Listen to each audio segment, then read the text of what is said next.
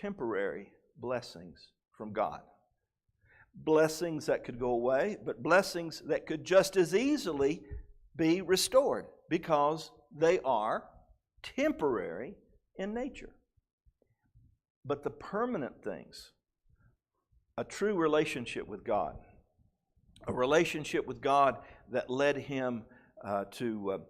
one of the things that bothered Job most about his suffering was that God must be mad with me, and I don't know why. And so Job really regretted more than anything else the perception that he had lost his relationship with God. And that's what he wanted more than anything else. So, but Job teaches us that sometimes God must interrupt his normal policy in order to deliver us, and I want to get your opinion on this, in order to deliver us from trivializing him as a business partner. Now, when I read that, I said, I don't know what he means. And then I read it again, and I said, I still don't know what he means. And then I read it again and again and again and again. What does it mean to trivialize God as our business partner? Yes? Okay. Our little tiny minds can't understand God because we're, an ant size and he's a ginormous size. And so we put him in a box and we say, okay, I'm going to do this, and now God, it's your turn. You can do this. We can, it's like a game of checkers or something. Good point. Allison said, what happens is we try to put God in a box. We define who he is, what he can do, what he will do. God is too big to be put in a box. God is too enormous for us to understand actually the way he works in the world. That was a lesson that Job had to learn. And so sometimes we treat him like a vending machine. And we put in all the proper good works, and then we get dispensed whatever it is that we want, right? And that's not the way. That is trivializing God as a business. Yes, God blesses us. And whenever God blesses us, we need to bless God and thank God for it.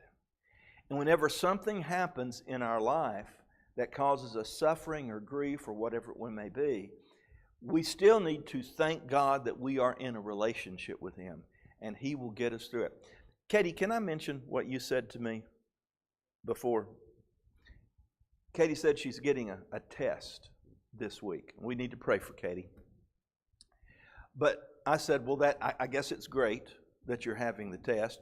I said, first of all, maybe they won't find anything. And that's always good, I have nothing. I may not know why I'm sick, but it's good to know nothing really bad is wrong.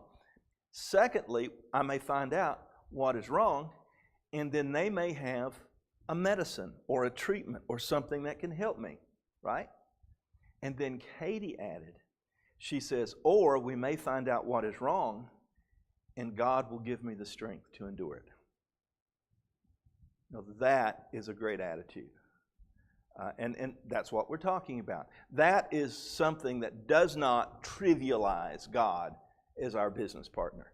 Yes, I'm a Christian, but that doesn't mean that that God has promised me that everything in life is going to be a rose garden. Love the old country song, don't you? I beg your pardon? I never promised you a rose garden. And that really is true in a limited sense anyway, with the relationship God has with us. And I believe you had a comment.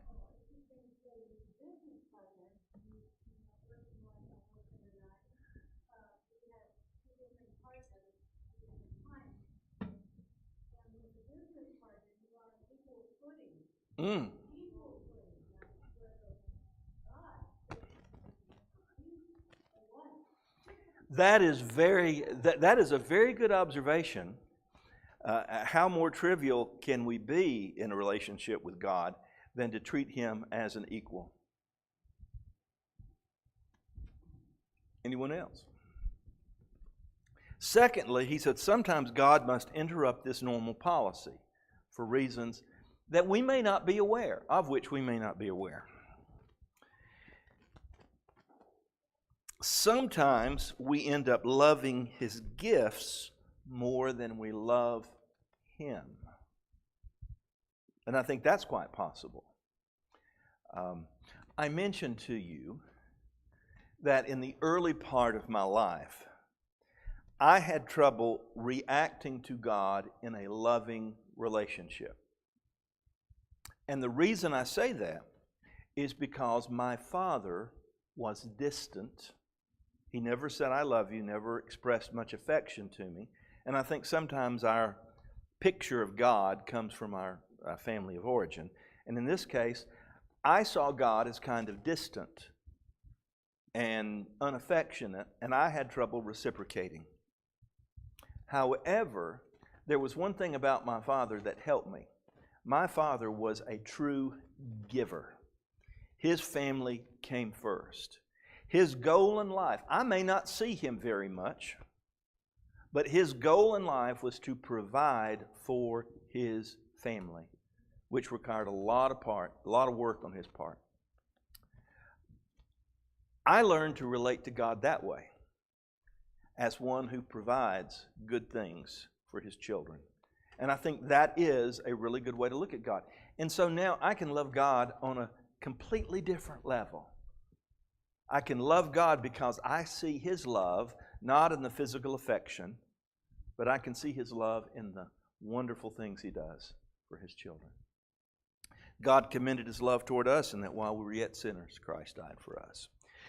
So when God allows inexplicable suffering, when God gives us seemingly strong reasons to give up on Him, when He appears to treat us like an enemy, He is forcing us into a relationship with Him in which He is truly seen to be God and Lord. The only kind of relationship that will save us. And again, many times you brought up Hebrews 12 in the context of this, of how God chastens us is the word, or disciplines us is the word that the Hebrew writer uses about what God actually does. I don't think it necessarily answers all the questions of why these things are happening, but it does tell us the direction to which God is directing us in the midst of our suffering. You know what I'm saying? That I may not have a plan, but God has a plan. I may not know the answer, but God knows the answers. And all of this is to deepen our relationship with Him, regardless, come what may. The book of Job shows us that, much to our surprise, a great war is being fought in heaven over the saints during such trials. I believe 100% in what he says in that statement. That the bad things that happen to you in life are the result more of the chaos in the world that is caused by Satan, by the wicked one, and by other wicked people in the world that are causing sickness, death, everything. That chaos began with the serpent's rebellion against God and what he's doing with us. Now, we mentioned, though, in Job, and this is contrary to what our writer is saying. Our writer says that the Satan that is found here in Job is the same as Satan as he is listed in the New Testament. In other words, it's the devil.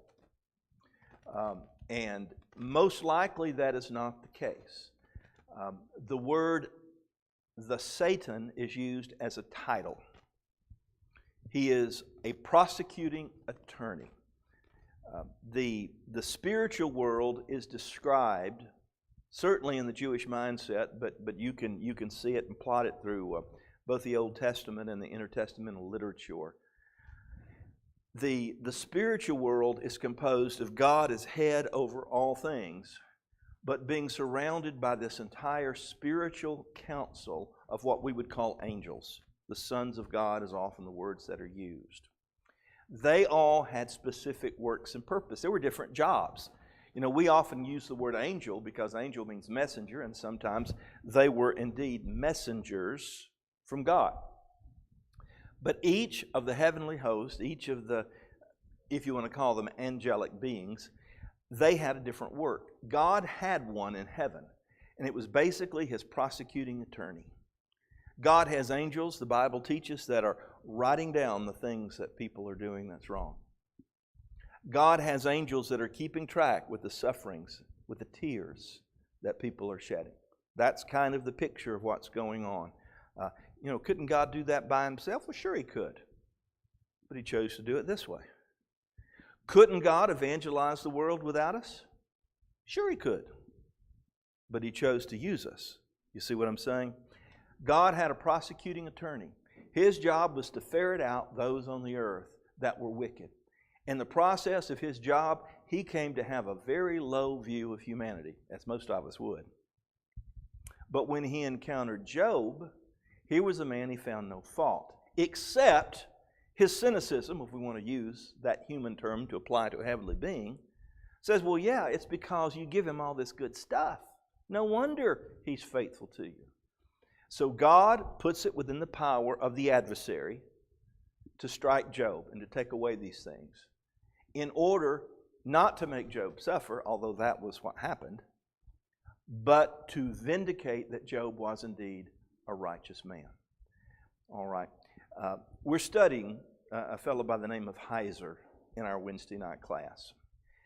Heiser says Satan or the adversary who is a part of the heavenly host said that he would no longer be welcome because he had already fallen to earth. That occurred whenever he rebelled against God in the garden. So the Satan, the adversary mentioned in Job, is not the same as Satan that is used in the New Testament. I know, throwing that out like we did so at the first part of class, but throwing that out again to you at this point may be a bit confusing to you. But most likely that is the case. That's what is being described in heaven.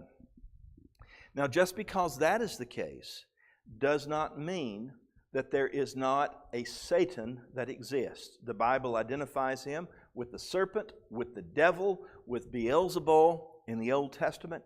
His job is to tempt God's people to create chaos, and yes, part of that is to inflict ill on God's people. You ever wonder, Tina has lost a pair of glasses. She can't find them. Don't know what happened to them. But they're gone. That's aggravating, isn't it? Have you ever lost something? You know what she says when that happens? It's just the old devil. Well, I don't think she's too far off there. You know what I'm saying? Part of the reason the world is in such a shape that it is today is because of the working of Satan.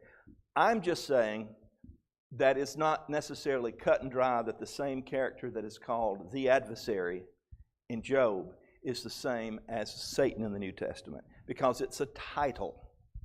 The adversary is a title. It's actually a legal title. Literally, you could translate it prosecuting attorney. It's because what we see here, and there was one angel that was responsible apparently for that. It would be comparable. Do you remember Saddam Hussein's nickname? You remember? The Butcher of Baghdad. You remember that? The Butcher of Baghdad. Why do you think he was called that? Because he killed people and he was brutal about it. Well, we use butcher other ways in our language too, right? If I were to tell you, we're going to have some really nice steaks tonight. I think I'm going to go down to the butcher and get him to cut some for us. That butcher is not the same as Saddam Hussein, is it? And then don't put those steaks on for 25 minutes, please, if you're going to butcher those steaks. You see what I'm saying? It is a title, not necessarily a name. In the New Testament, he is called Satan. And all I'm saying is it's not necessarily a one-to-one correlation that the Satan in Job is the same thing as Satan in the New Testament. Now, that may be more than you wanted to know. If you don't want to believe it, that's fine that you don't want to believe it. It's time, huh? It certainly is. Let's see if we can't wrap this up.